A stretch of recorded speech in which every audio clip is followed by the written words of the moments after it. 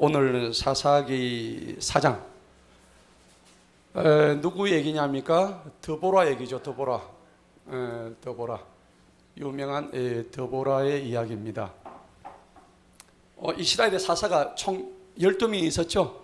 12명 중에서 유일한 여자 사사입니다. 유일한 딱 한 명뿐인 여자 사사입니다.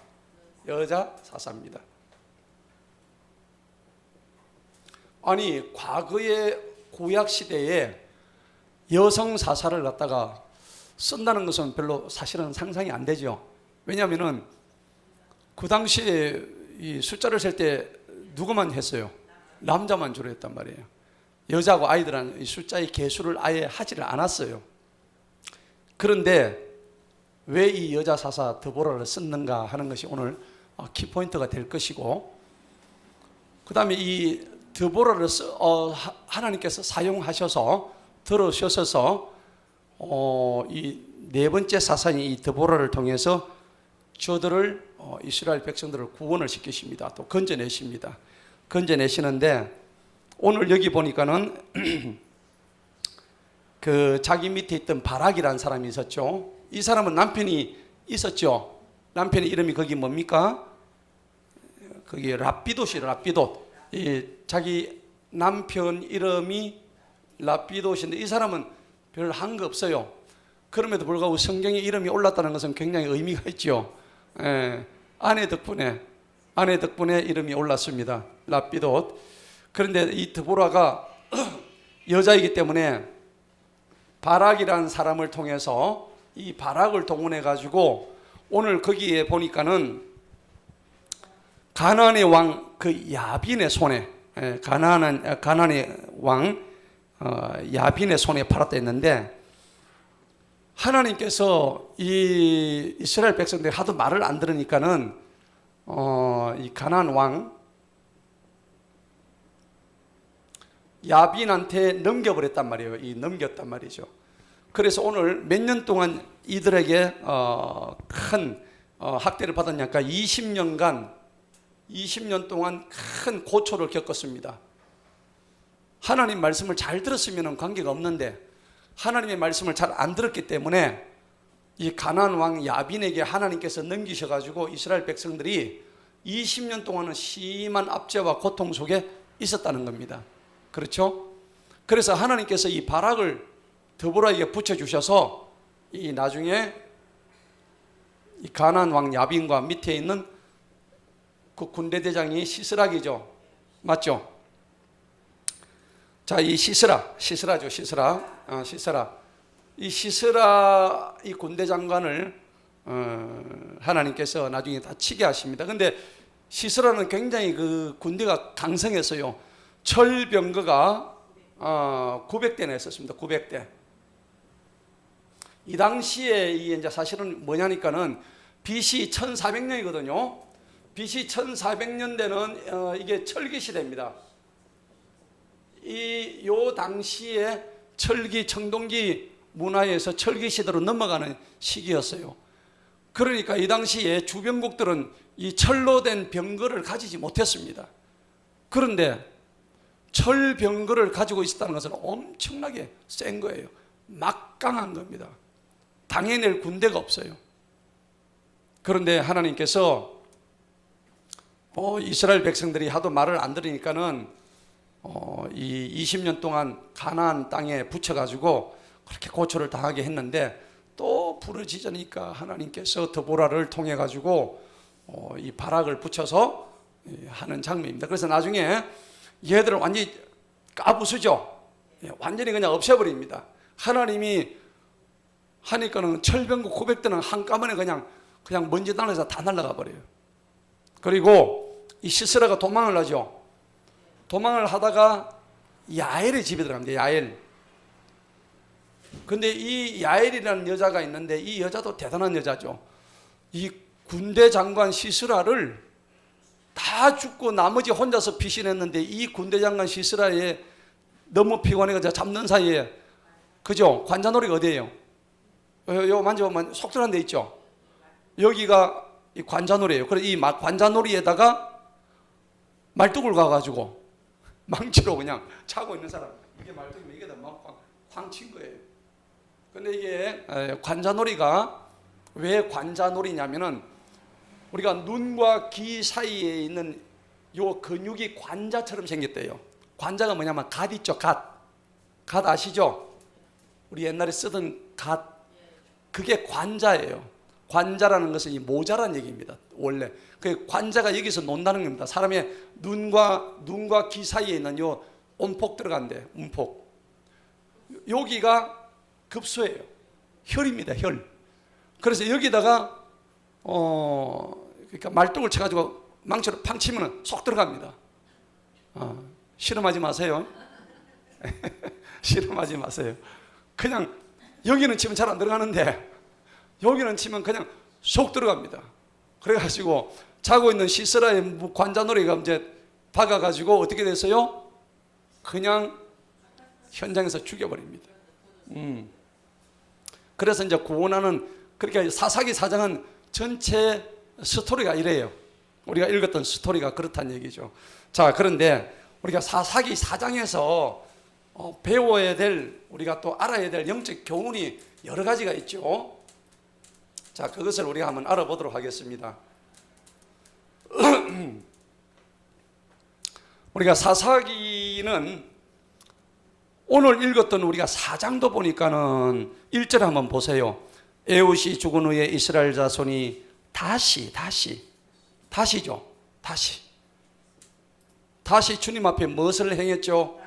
악을 행했습니다. 4장에서도 악을 행했고, 또 사사가 죽고 난 뒤에 다른 사사가 나올 때 또 악을 행했어요. 6장 가도 또 악을 행합니다. 13장 가도 1절에 보면 또 악을 행하고. 자, 이런 걸 볼 때 사사가 12명이 나오는데 이 12명의 사사가 나올 때마다 악을 행하는 거야. 자, 그렇게 볼 때 악을 행할 때마다 하나님께서 어떻게 해요? 사사를 붙여가지고 저들을 어떻게 하시죠? 구원해 주시죠. 구원하시는 거예요. 사사기는 어떻게 보면은 악을 그렇게 행하는데도 하나님께서 끝까지 구원해 주시는 12명의 사사들을 통해서 다 이렇게 구원해 주시는 구원의 역사인데, 자, 여기서 우리가 뭘 볼 수 있냐면은 미래에 우리에게 영원한 사사로 오실 예수 그리스도의 예표를 볼 수 있는 거예요. 예수님이 우리를 구원하시기 위해서 오시는 끈질긴 사랑, 구원, 구속, 속량, 속전, 이런 것이 주제가 되는 거예요. 오늘 여기도 보면은 1절에 보니까 에훗이 죽은 후에 이스라엘 자손이 다시 주님의 목전에 또 악을 행합니다. 여러분, 악은요, 이 악이란 거는 참 안 좋죠. 이 악은요, 관성이 있어. 관성이 뭡니까? 습관처럼 계속적으로 우리 속에서 올라온다는 겁니다. 이게 악의 관성입니다. 자, 그래서 사사기 전체의 주제는 뭐냐니까, 이 사장의 주제는 결국은 속전이다. 속전. 혹은 속량이다. 혹은 구속이다. 이게 전부 다 무슨 말입니까? 구원에 관한 이야기예요. 속전할 때 이 속전은 뭐냐 그러니까 돈전자입니다. 돈전자에 금전할 때 이 전자거든요. 돈을 주고 죄를 갖다가 속죄해 준다, 이런 말입니다. 돈을 받고. 자, 그 말이 어디서 나오냐? 2절을 한번 보세요. 주님께서 하솔에서 다스리던 가나안의 왕 야빈의 손에 그들을 뭐 했다고요? 팔아버렸다. 팔았다. 여러분, 팔면은 뭘 받습니까? 돈을 받잖아요. 돈. 예, 돈을 받는 거예요. money. 이 돈을 받는 거예요. 그래서 영어에 이게 팔았다는 말이 sold out이라고 하는 거예요. sold out. 아웃됐단 말이에요. 이제 완전히 내가 돈을 받았으니까 니는 나한테서 뭐요? 아웃됐다. 내게 아니다 이 말입니다. 너희가 하도 죄를 많이 지으니까 악을 자꾸 행하니까 하나님께서 얘들을 이스라엘 백성들을 뭘 해요? 돈을 받고 팔아버린 거예요. 내 소유가 아니란 얘기입니다. 속전의 원뜻이 그렇습니다. 그래서 이 속전이 원래 리뎀션이란 얘기인데 리뎀션의 원뜻이 영어로 그랬는데 이 뜻이 뭐냐니까 돈을 받고 팔다, 돈 받고 팔다 이런 뜻입니다. 원뜻이 그래요. 그러니까 왜 돈을 받고 파느냐면은 좋은 거면 돈을 받고 팔겠어요. 말을 하도 안 들으니까 하나님께서 이스라엘 백성들을 누구한테 팔았어요? 거기 보세요. 가나안의 왕 야빈의 손에 그들을 팔아버린 거예요. 돈 받고. 그러면은 여기서 이제 바로 속전의 문제가 나와요. 이게 이제 우리 기독교의 구원의 원리가 여기서 나오는 거예요. 속전이란 말이 기독교 구원의 역사의 원리, 가장 근본적인 원리가 여기서 나오는 거예요. 자, 그렇기 때문에 이사야 55장에 보면은 자, 거기 보면은 돈 없이 값 없이 와서 너희는 먹고 와서 내게로 오라. 와서 온나 자꾸 와라 먹고 마시고 내가 너한테 그냥 사주겠다. 너가 돈 없이 살아. 근데 뭐 거기 보면 돈 없이 살아 그래요. 돈 없이. 아니 말이 모순되잖아요. 이사야 55장이면 그렇게 돼 있거든요. 돈 없이 살아. 이 말은 서로 간의 모순이잖아. 그러면 돈이 없어 살 돈이 없는 거예요. 그런데 돈 대신에 오신 분이 누구예요? 예수님이란 말이에요. 이 돈이 누구냐니까 바로 예수 그리스도시라는 겁니다. 그래서 예수님은 구약에서 이미 내가 돈 안 받을 테니까 너희는 와라. 나에게만 오면은 내가 너희 죄를 깨끗이 없이 해주겠다 이 얘기를 하시는 거예요. 자, 그래서 예수님 입장에서는 이 장사가 완전히 미치는 장사예요. 맞죠? 완전히 미치는 장사예요. 얘들을 말 안 듣고 쓸모가 없어서 돈 받고 다 팔아버렸는데 자꾸 살려달라 그러니까 돈도 안 받고 샀어. 돈 없이 산 거예요. 사가지고 저들에게 구원이라는 선물을 베풀어 준 거예요. 이게 얼마나 큰 은혜입니까? 이거는 전적인 은혜란 말이죠. 그래서 구원의 의미가 여기서 나온 거예요. 자, 그런데 여기 보니까 이제 속량이라는 말이 나오는데 요 속량이란 말은 또 무슨 말이냐? 같은 말입니다. 이 죄인이 있는데 옛날에 죄인이 있었죠. 우리 그 조선시대 경국대전에 보면은 죄인들이 죄를 많이 지어요. 그러면은 오늘날로 치면 벌금형 아시죠? 돈을 내고 감옥 갈 거를 어떻게 해요? 풀려나는 거예요. 그러니까 이 죄인들에게 뭘 받아요? 돈을 받아요. 돈을 받고 얘들을 갖다가 자유인으로 만들어준다는 얘기입니다. 완전히 니네 해방됐다. 돈 받았으니까. 오늘날로 치면은 벌금형이에요. 벌금형. 이거죠. 그래서 죄인들에게 완전히 해방시켜주는 것이 바로 뜻이 속량이다 하는 것입니다. 그래서 옛날에 조선시대에 속량전이라는 돈이 있었어요. 속량전이라는 돈이. 속전이라는 돈이 실제로 있었어요. 조선시대 때. 경국대전에만 보면 나와요. 그런데 이게 이제 우리가 성경에서 속전의 의미는 그 속전하고는 차원이 다르죠. 뜻은 같아요. 죄를 지었는데 내가 돈을 받고 풀려난다는 얘기입니다. 그런데 우리는 돈을 지금 내가 죄를 지어가지고 돈을 지불해야 되는데 돈이 있어 없어 내가. 돈을 지불하려면 얼마나 지불해야 될까요? 자, 이 돈을 지불하려면 어느 정도의 돈이냐면은 내 생명하고 맞바꾸는 돈이에요. 만약 여러분들한테 오늘 제가 100억을 드리겠어요. 100억을 드리는데 내일 여러분들 생명하고 그 100억 바꿉니다. 그럼 100억을 택하시겠어요? 내 생명을 택하시겠어요? 생명을 택하잖아요. 100억 있으면 뭐 내가 내일 죽는데, 그러니까 이 생명이 해당되는 돈을 지금 지불해야 되는 거예요. 그런데 이사야 55장 1절에 보면 너희는 돈 없이 와라, 값 없이 와라, 그냥 나에게만 오면은 너희들이 옛날에 죄 지은 것을 내가 전부 다 없이 해주겠다. 이게 뭐예요? 속전이고 속량이고 대속이고 구속이다 하는 겁니다. 구속은 뜻이 뭘까요? 구속이란 것은 대신 속죄, 속죄하여, 이 구자는 구할 구자입니다. 예. 구원한다 이런 뜻입니다. 속죄하여서 너를 구원시킨다 하는 것입니다. 그러면 대속은 뭐예요? 대속, 대신 속죄한다는 얘기입니다. 누가요? 예수님이 대신 속죄한다 이 얘기입니다. 그래서 우리가 이제 속이 많이 들어가는데 이게 사할속자입니다. 속전, 속량, 구속, 대속 다 누가 하셔요? 하나님이 하시는 거예요. 하나님이 우리를 위해서 당신의 아들을 이 땅에 보내셔서 예수 그리스도를 통해서 우리를 모든 깨끗하게 해주시는. 그러니까 사사기 전체 개념은 뭐냐? 속전의 의미예요. 속전, 속량의 의미입니다. 사사기 전체의 의미는.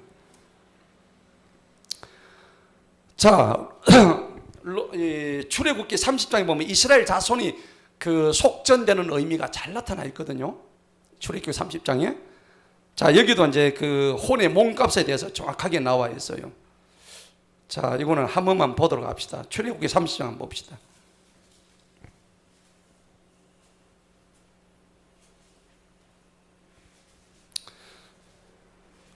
여기 이제 모세가 말이죠.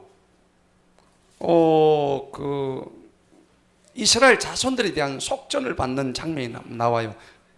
하나님께서 모세한테 그 값을 받아라 이제 그 얘기를 하는 거예요. 지금 벌써 여기서 예수 그리스도의 속량의 이제 코드가 이미 나오고 있어요. 30장 11절을 한번 보십시다. 주님께서 모세에게 전하여 말씀하시기를 내가 이스라엘 자손의 수효를 계수할 때에 계수받은 각 사람은 그 혼에 뭐를 받으라고? 몸값이에요. 각 사람의 몸값을 다 받아야 돼요. 저와 여러분의 몸값은 얼마일까요? 한 100만 원 될까? 1000만 원? 1억? 자, 그 혼의 몸값을 받는데 어느 정도냐 한번 봅시다. 계수받은 자가 누구든지 이것을 바칠 것이니 성소세겔에 따라 반세겔을 받으라. 그 반세겔을 주께 예물로 드리라.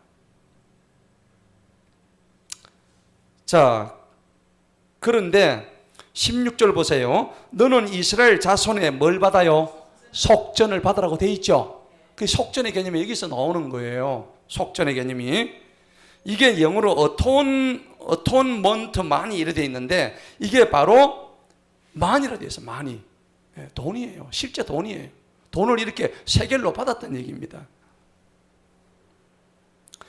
자, 그런데 이제 이거는 이제 그 하나의 그 예표죠. 돈이란 것을 우리가 받는 것을 갖다가 예표하고 있는 지금 그런 장면들인데 하나님께서는 우리의 모든 속량을 어디서 다 했느냐면 사실은 신명기 24장 18절에 보면 애굽을 지나올 때에 하나님께서는 우리에게 모든 속량을 다 하신 거예요. 신명기 24장에 보면은 18절에 그 애굽을 통과할 때 우리의 모든 속량과 속전을 다 해주신 거예요. 그리고 이제 레위기 25장에 들어가면은 형제의 채무를 갚아주는 그 있었죠. 그것도 속량의 의미에 들어갑니다. 왜냐하면은 형제 채무 이거 받지 말라는 얘기입니다. 이자 받지 말고. 자, 이것은 뭐냐? 장차 우리가 빚지고 있는 모든 것들을 하나님께서 다 없이 해주시겠다는 일종의 약속입니다. 이런 장면들에서 우리는 누구를 대망하는 거죠? 다시 오실 예수 그리스도를 의미하는 거예요. 예. 민수기 3장에도 뭐 40절 이하에 이런 레위인들에게 속전 주는 장면이 나옵니다. 어쨌든 사사기 전체는 바로 이런 속정과 속량, 구원의 역사를 의미하는데, 이렇게 속전해주고 속량해주는데도 인간들이 악을 행하죠. 맞죠? 예. 저는 이런 거 보면 우리 인간들이 얼마나 하나님으로부터 참 이렇게 매를 맞아야 되는 존재인가 하는 것을 알 수가 있죠. 자, 이 악의 문제인데 결국은 이스라엘 백성들이 계속 이 악의 문제에 있어서 하나님의 마음을 아프게 하는 거죠. 악의 문제. 이 악의 문제는 보니까는 우리 속에 있는 이 내 안에 있는 악들이 항상 존재하는 거예요. 그래서 로마서 7장에 보면은 내 속에 두 가지 법이 존재하죠. 하나는 뭐예요? 생명의 성령의 법.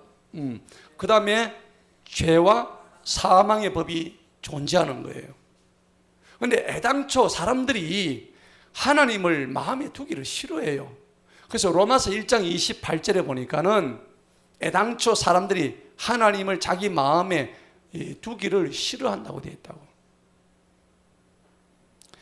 로마서 1장 28절에 그들이 자기 지식 안에 하나님 모셔두기를 좋아하지 아니하므로 하나님께서도 그들을 버림받은 마음에 그냥 던져두는 거야. 버림받은 마음에. 여러분들 한번 이렇게 신앙생활 하다 내가 버림받았다는 생각을 해본 적이 있었어요? 있죠? 많죠? 네. 그럴 때는 어떻게 됩니까? 에이 모르겠다. 될 대로 돼버려. 저는 많이 경험했어요. 이래도 안 되고 저래도 안 된다. 그러면 어떻게 됩니까? 그때부터 이제 우리 마음이 악의 문제는 어디로 담을까? 완고하게 되는 거예요. 완고. 완고는 반드시 완악으로 넘어갑니다. 완악해진다. 완고해고 완악해지는 겁니다. 마음이 그냥 굳어버린다는 겁니다. 마음이. 여러분 마음이 한번 굳으시면 어떻게 됩니까? 풀어질 때까지 어떻게 돼요? 진짜 힘들어요. 마음이 안 풀려요. 저는 그 마음이 안 풀려가지고 한 5년 동안 애먹은 적이 있었어요. 그런데 사람이 왜 죄를 짓느냐 하니까 아무리 이모저모로 생각을 해도요, 사람이 죄를 짓는 이 악의 문제는 결국 죄의 문제잖아요. 우리 DNA 안에 이미 이 죄성이 뿌리를 내리고 있다고요. 원죄.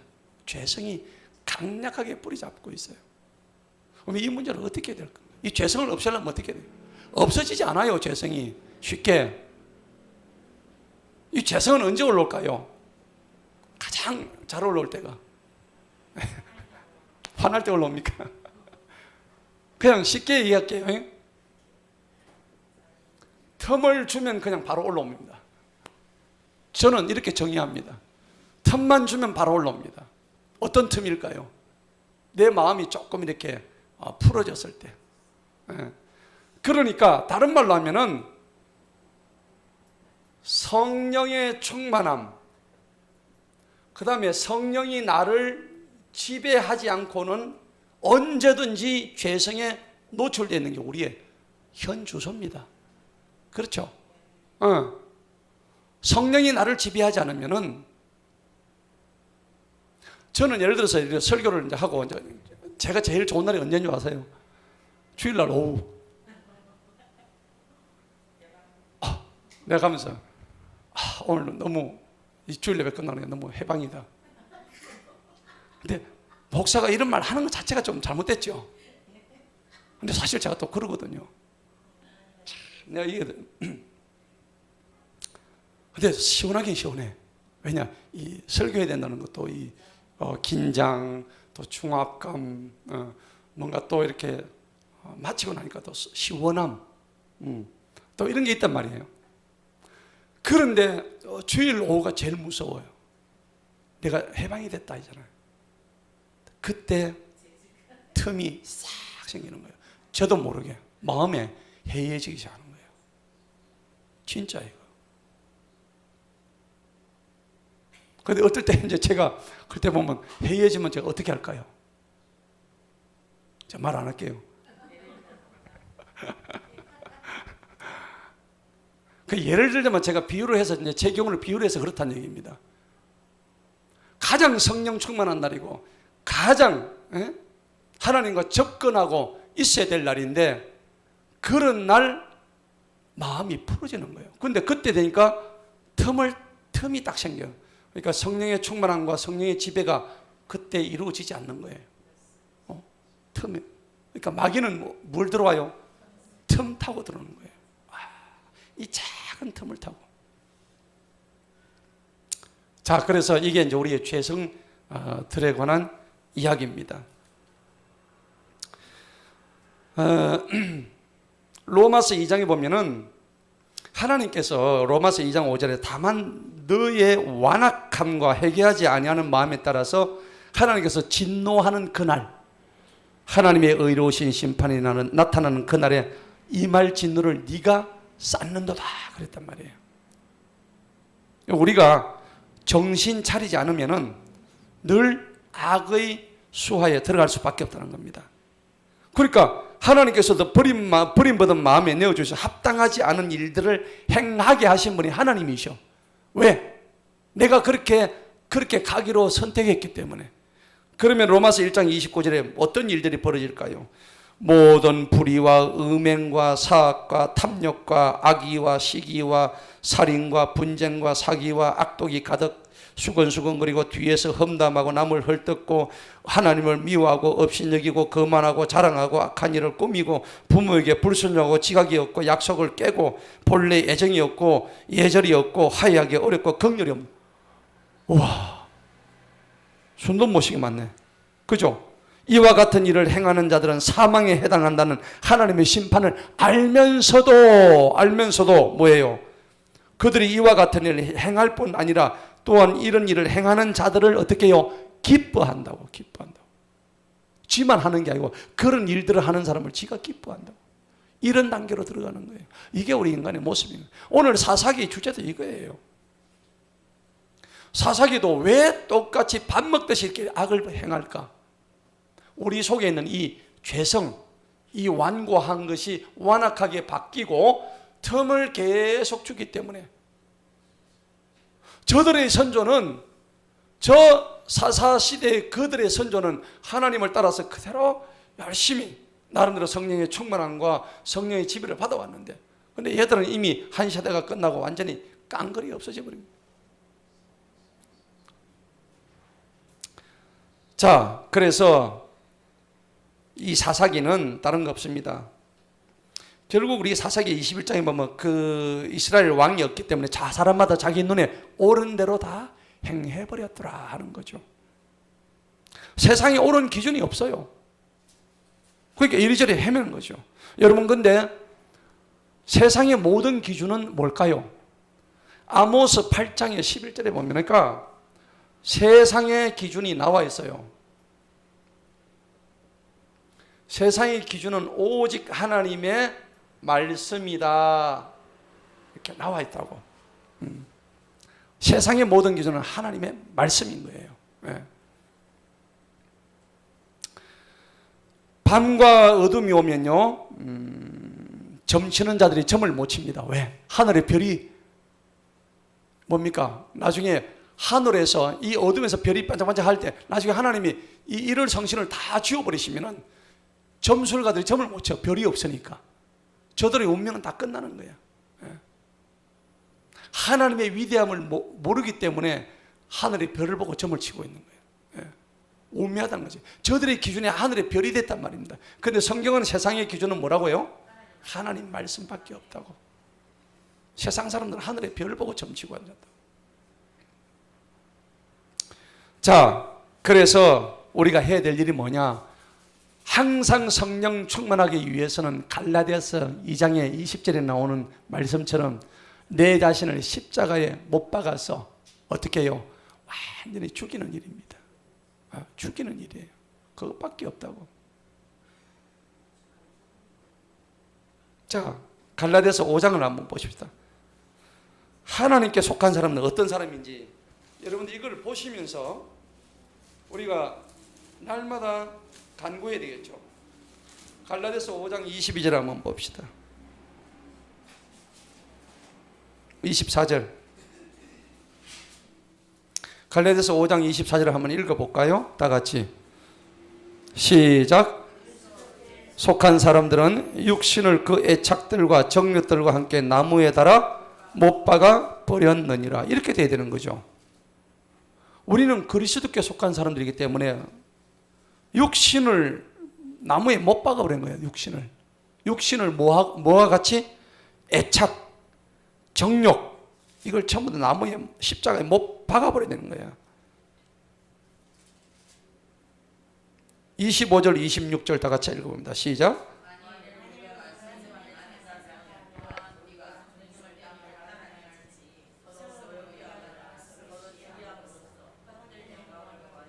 그렇죠. 우리가 성령님 안에 산다면은 성령님을 따라서 뭐 하라고요? 행해라. 성령님 따라서 행해라. 이게 답이에요. 그래서 아까 죄의 문제는, 악의 문제는 우리 속에 이 죄성을 다스릴 수 있는 방법은 우리는 없어요. 내가 할 수 있겠어요? 내가 이 죄성을 다스릴 수 없다고요? 전혀 없습니다.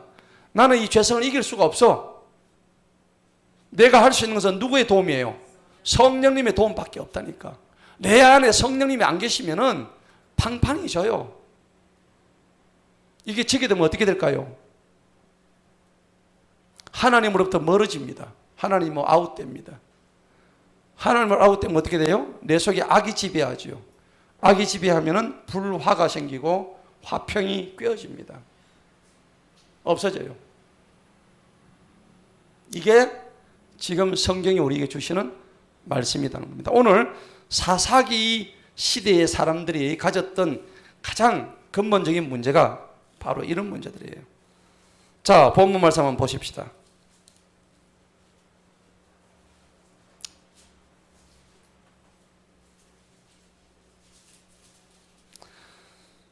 자, 본문 말씀 보니까는 이방인의 손에 그들을 팔았습니다. 자, 팔았는데 3절에 보니까는 20년 동안 철병거 900대 가지고 20년 동안 심의학대했습니다. 자, 4절에 이제 드디어 이제 4대 선지자, 여선지자 드보라가 나오죠. 드보라. 자, 우리가 4장에서 중요하게 생각하는 건 드보라인데, 드보라는 어떤 사람이었을까요? 뭐 하는 사람이어서 장군이었습니까? 드보라는 장군도 아니었고 정치인도 아니어서 그냥 주부였어. 주부. 가정주부였다고요. 그냥 별 뭐 특별한 특출함이 없는 주부였어요. 그런데 이 주부가 자기 남편도 있어요. 그죠? 그 당시 여자가 할 수 있는 일은 별로 없어요. 그런데 어떻게 이스라엘 군대를 전체를 통괄할 수 있는 힘이 주어졌느냐는 거죠. 그런데 뒤에 보니까 헤벨의 아내 야엘이 21절 한번 보세요. 헤벨의 아내 야엘 나오죠. 야엘도 주부야. 그냥 주부야. 예. 야엘도 그냥 주부에 불과합니다. 그냥 가정을 지키는 주부에 불과했어요. 자, 이 두 사람의 공통 특징은 그냥 주부예요. 근데 왜 하나님은 이스라엘의 그 유명한 12사사 중에서 이 드보라를 들어서 쓰셨을까? 우리가 이 부분에서 한번 생각을 해봐야 돼요.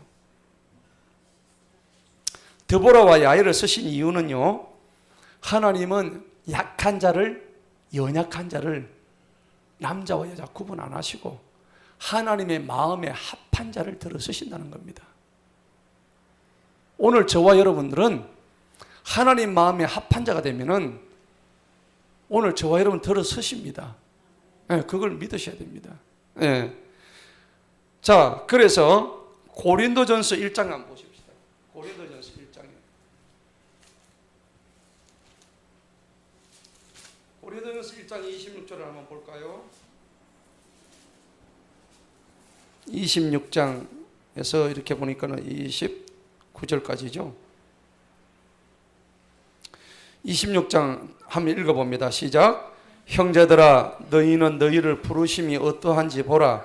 이는 육체를 따라 지혜로운 자가 많지 아니하고 강한 자도 많지 아니하며 고상한 자가 많지 아니하게 부르심을 받았기 때문에. 여기 보니까는 너희가 부르심을 어떻는지 한번 봐라 하는 거죠.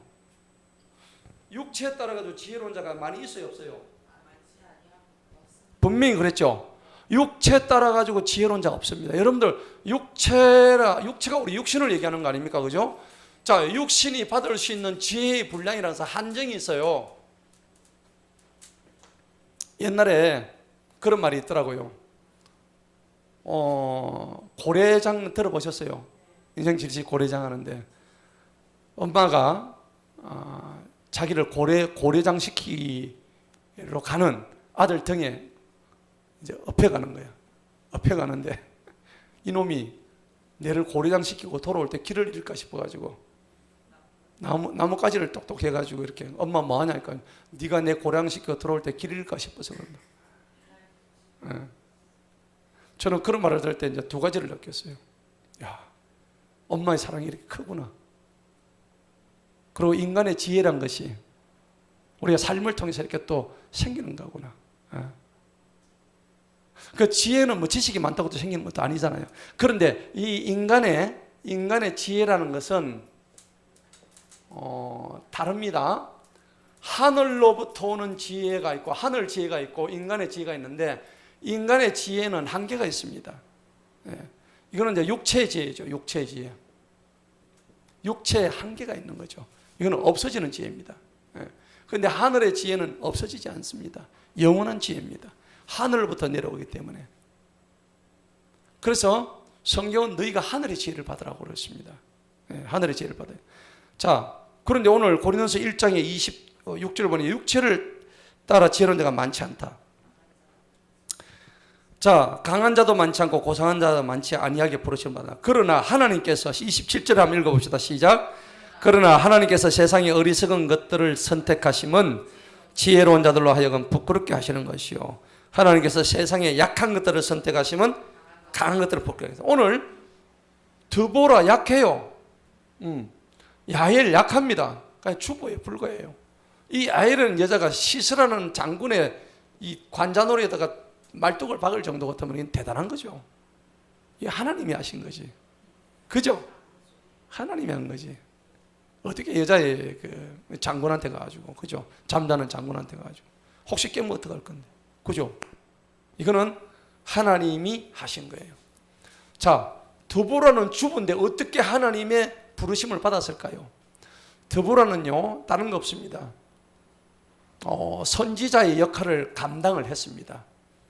사사 정도 된다면요, 주부였지만은 굉장히 사사로서의 역할을 굉장히 강하게 담당했어요. 예를 들어서 뭐 예언의 능력을 한다든지 하나님의 말씀을 대언을 한다든지 그런 능력을 자기 남편보다 이 드보라가 훨씬 더 많이 받았겠죠. 그죠? 결국은 이게 뭐냐 그러니까 믿음의 문제죠. 믿음. 하나님께서 이 믿음을 보신 거죠. 그래서 저는 이제 이 드보라를 생각할 때 드보라처럼 들어가지고 아들 이름을 드보라로 많이 짓더라고요. 그 다음 뭐 에스더 짓고 한나, 예, 맞죠? 뭐 자주장사로 루디아, 예, 마리아, 예수님의 어머니처럼. 여러분 어떤 이름 좋아하세요? 드보라. 드보라. 이 드보라인데 저는 이 드보라를 볼 때 누가 생각나니까 저 대한소당 박명희 원장님 있죠. 저는 딱 드보라 생각나는 거예요. 아니 생각해 보세요. 주부잖아요, 그냥. 그 제가 우리 박명희 원장님 볼 때 저분은 드보라다. 저 치마만 돌리지 지금 장군이거든요. 그죠? 야, 진짜 드보라네. 박드보라네. 저는 그렇게 생각했어요. 그다음 우리 그 노예 또 피모 목사님 계셨는데 그것도 뭐 드보라야. 그것도 내가 볼 때는 드보라야. 완전히 뭐 선지자거든. 예. 그것도 뭐 여자 뭐 치마만 돌리지 남자 한 일당백이에요. 자, 그러면은 이 드보라는 이 주보가 제가 지금 방금 말씀드렸던 이러한 사람들의 역할을 감당을 했다는 얘기입니다. 기본에 뭐가 깔려 있어요? 절대적인 믿음이 있었던 거죠. 하나님이 그래서 쓰신 겁니다. 연약한 여자였지만은 무슨 자기가 지금 전쟁 나가지고 칼 들고 했습니까? 안 했죠. 하나님이 누구를 붙여주셨어요? 바락을 붙여주셨잖아요. 한번 보세요. 거기 한번 보십시다. 자, 거기 보니까는 6절 보세요. 6절에 보니까는 그녀가 보니어 게데스 납달리에서 아비노함의 아들 바락을 불러서 그에게 말하되 이스라엘 조상께서 명령하자 너는 납달리 자손과 서는 자손 몇 명요? 10,000명을 데리고 다바락을 가라 하지 아니하셨느냐. 그리하면 내가 야빈의 군대 대장 시스라와 그의 병들어 그의 무리를 기송가로 이끌어 내게는 내가 그를 너의 손에 넘기리라 하셨느니라. 이게 누구? 드보라 얘기입니까? 하나님 말입니까? 하나님 말씀이죠. 하나님이 드보라를 통해서 얘기를 하신 거야. 이걸 바락한테 지금 얘기하고 있는 거예요. 그죠? 그러니까 이 얘기를 했다는 것은 하나님께서 드보라한테 이 말씀을 하셨다는 얘기죠. 드보라 지만을 한 게 아니죠. 드보라는 하나님하고 1대1로 지금 통한 사람이라는 얘기죠. 맞죠? 대단한 사람이에요. 이 정도 돼야 되는 거예요. 예. 그래서 박 원장님이 그 정도 될지 난 잘 모르겠지만 어쨌든 내가 표면적으로 비교를 하자면 이제 내가 예를 들어서 그렇다는 얘기예요. 자, 그래서 여러분들 이 드보라는 딴 게 아니다. 참 믿음의 사람이었다는 겁니다. 자, 그랬는데 이 문제는 바락한테 있었어요.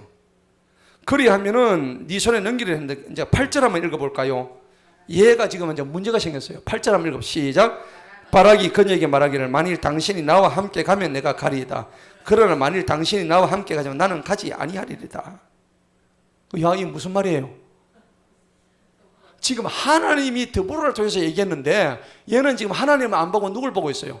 드보라를 보고 있는 거야. 지금 바락이 이게 바락이 하여튼 바자로 들어간 게 안 좋아. 바자, 발자, 뭐 발락, 뭐 바락, 뭐 하여튼 이런 거 안 좋아요. 근데 얘는 지금 어때요? 드보라의 입을 통해서 하나님 말씀하신 걸 보지 않고 사람을 본 거야, 사람을. 그러니까 어떻게 해요? 9절 보세요. 그녀가 말하기를 내가 반드시 너와 함께 가리라. 그렇지만 네가 그러니까 가자니까 내가 가기는 간다. 그렇지만 네가 취한 이 여정이 너의 영예는 되지 아니하리니. 바로 얘기하죠. 그럼 드보라는 이 사실을 어떻게 알았을까요? 이미 하나님한테 사인을 받았죠. 그래서 선지자예요. 드보라가. 그래서 남편 누구예요? 아까 그거 랍비도방으로 상대가 안 되는 대단한 선지자라는 얘기죠. 그래서 드보라가 대단한 겁니다. 그래서 이 바락이라는 사람은 하나님한테 순종하기는 해요. 그런데 어떤 순종일까요? 조건부 순종을 한다는 겁니다. 여러분 이거 안 좋습니다. 조건부. 요래해주면 내가 순종할게. No. 여러분들 하나님을 따를 때에 조건부 순종하면 그 영예를 누구한테 넘깁니까? 하나님은 바락이 가가지고 군대를 쳐요. 쳐가지고 다 무찌르는데 대장은 바락을 통해서 잡았어요. 이름 없는 누구의 야훼를 통해 잡았어요. 이름도 없는 야훼를 주부를 가정주부를 통해서 치게 한 거예요. 그러니까는 정작 중요한 대장은 못 잡은 거예요, 얘가. 근데 얘가 잡은 것도 아니지. 뒤에 보면요, 얘가 잡은 거 절대 아닙니다. 15절 보세요. 15절. 주님께서 바락 앞에서 칼로 시스라와 그의 모든 병들, 그의 모든 군대를 누가 치셨다고? 주님이 치셨다고. 바락이 친 게 아니에요. 지는 가가지고 헛들헛들하고 앉았어. 시스라가 자기 병거에서 내려 걸어서 도망을 쳤더라. 다른 놈은 다 죽었는데 16절 보세요. 시스라의 모든 군대가 칼에 쓰러지고 살아난 한 명도 없는데 왜 시스라만 도망을 가? 하나님이 드보라의 입을 통해서 아까 몇 절에서 얘기해요? 9절에서 얘기했잖아요. 네가 영예는 아예 못 갖는다고. 뭐 때문에?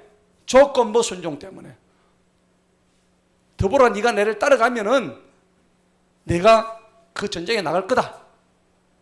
드보라가 기분이 나빠요? 나쁘죠. 이놈이 하나님 말씀으로 아멘도 안 하고 내가 가면 뭐 좋은데 내가 무슨 힘이 있다고. 나도 하나님 명령 받고 가는 건데. 근데 얘는 지금 드보라가 지금 굉장한 지금 막 권능을 가진 걸로 생각해요. 오해죠. 착각이죠. 잘못된 겁니다. 여러분 사람 보지 마세요. 하나님만 쳐다보시기 바랍니다. 오늘 우리가 사사기 사정에서 이 두 가지 정도만 우리가 꼭 기억하시면 돼요. 나머지는 다 역사적인 이제 문제인데 다른 거 없습니다. 여러분 결과적으로 믿음입니다. 우리 앞에서 사사들 보면 에웃이라는 사사는 왼손잡이였죠. 오른손이 병신이야 왼손 설 수밖에 없어. 그런 사사를 하나님 쓰셨다고요. 그 다음에 또 누구 있었어요? 온니엘은 늙었어요. 늙어가지고 힘도 못 쓰는 그런 온니엘을 하나님이 쓰셨단 말이에요. 그 다음에 삼갈은 뭐 했냐니까 그냥 농부야, 농부. 예. 소문은 막대기 가지고 뭐 600명을 때려잡았잖아요. 무슨 소문은 목대기 가지고 그렇게 때려잡노? 지가 능력이 있었나? 하나님 이렇게 함께 하셨단 말이에요. 하나님은 결국은 어떻게 해요? 전부 쓰잘데기 없고 쓰임 받기도 정말 부족한 인간들을 하나님은 들어쓰시는 거예요. 그래서 고린도서 11장 30절에 보면 나의 약함을 자랑하노라. 바울이 그렇게 얘기했단 말이에요. 나의 약함을 자랑하노라. 그리고 고린도서 12장 10절에는 내가 약할 때 강합니다. 그렇게 말씀합니다. 여러분이 진짜 강할 때가 언제일까요? 강해서 강할까요? 여러분 강한 자고 온유한 자고 누가 싸우면 누가 이길까요? 그래 본 적 있어요? 이게 쉽지가 않아요. 강한 자고 온유한 자고 싸우면요 강한 자가 이길 거지요? 안 됩니다. 절대 온유한 자가 이깁니다. 세상에서 제일 온유한 자가 누구였어요? 예수님 아닌가요? 그죠? 가장 온유한 분이 예수님이었어요. 온유의 대명사였습니다. 나는 온유하고 겸손하니. 그죠? 나는 온유하고 겸손하다고 예수님께서 스스로 말씀하셨다고요. 예수님이 나는 강하고 담대하니 나는 강하고 아주 멋지니 너희들이 나를 따르라. 이래 안 하셨다고. 오해하지 마세요. 나는 온유하고 겸손했다. 오늘 제 중학교 동기가 우리 중학교 동기 카톡방이 있는데 평소에 한마디도 안 하다가 오늘 카톡을 하나 올리는 거예요. 지하철을 타고 가면서 이제 장로인데 여기 저 문현동에 장로요. 장로 어느 교회 장로인데 문현동이 아니고 그 우리 저 문 목사님 옛날에 어머니 살던 그 집 앞에 그 감리교 하나 있죠. 그 무슨 감리교입니까? 그 하여튼 감리교 하나 있어. 그 큰 교회 뭐 수정 뭐 뭔가 그 수정동. 그래 그 교회 장로님인데 중학교 동기인데 이제 아침에 글을 하나 또 올린 거 보니까 일어났더라고. 뭐라고 했냐니까 지하철을 타고 가는데 자기 옆자리로 어떤 사람이 타는데 한 사람은 이제 마스크를 끼고 있는데 너무 냄새가 나는 사람이 앉았대. 근데 또 옆에 좀 더 70대가 또 하는데 자기 옆에 때가 꼬질꼬질 해가지고 뭐 이런 사람도 앉았대. 걔 사장이거든요. 잘 나가는 사장입니다. 장로인데 그래가지고 자리를 피할까 하다가 갑자기 순간적으로 그런 마음이 들었대요. 이 사람은 겉모습은 이렇지만은 자기 내면을 갖대 한번 쳐다봤대. 나는 내 스스로를 내를 한번 돌아보니까 내 속은 이 사람보다 정말 더 더럽고 썩고 냄새난다. 뭐 이런 걸 올리더라고. 예. 그래서 내가 하나님께 너무 죄송해가지고 하나님 제가 잘못했습니다. 그 지하철 타고 가면서 내가 회개했다면서 뭐 그런 종류의 글을 하나 올렸다. 생전 그런 거 안 올리는데 가가. 그래서 내가 댓글 하나 달아줬지. 네 오늘 감동이다. 예, 감동이다. 야, 네가 뭐 그런 글을 다 쓰고. 그런데 제가 이런 말을 썼어요.